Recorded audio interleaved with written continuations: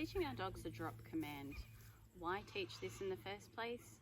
Say for instance, it might be bedtime for the dog or chill time and you just want to sit down, relax and watch TV.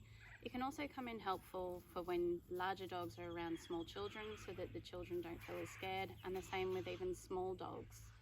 The first one that I'm going to teach today is a lure. So first you're going to ask your dog to sit. Once in a sit position, you're going to have lots of treats in one hand. Flip that hand upside down so your knuckles are towards the sky. Now it's really important you're going to feed the treats out through this part of your hand, which means the dog's nose needs to be right there and their body in a nice straight line. If they feel they have to curve around to try and get to the treats, this will encourage them to want to actually hop up.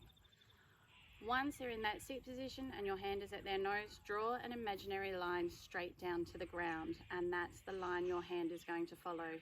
If your dog pushes against your hand, just bring your hand back again.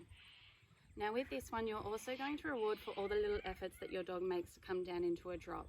They might bob their head, you give them a reward. They bend an elbow, you give them another reward.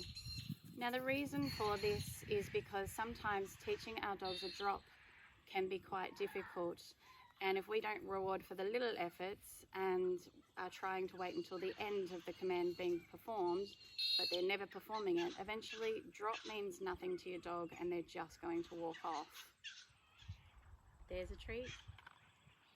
There's another. Yes. And bonus for coming down into the drop position. So I also like to capture when dogs naturally come down into the drop position. Yes.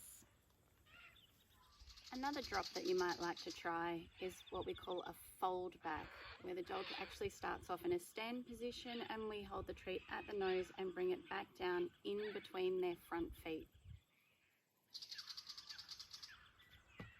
Yes. If you're still struggling to get your dog to come down into a drop position, perhaps try teaching them to drop under an object, like the rungs of a chair or a low table like a coffee table. Once your dog comes down into the drop position while going underneath that object, hold them in that position by feeding them lots of treats.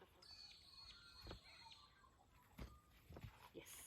Now using your arm is not recommended for this exercise because I do find a lot of people can't help themselves and just want to push down on the dog. So an inanimate object is better and more ideal. Now you may have noticed that I haven't actually been using the word drop or down or lay down with the dog today.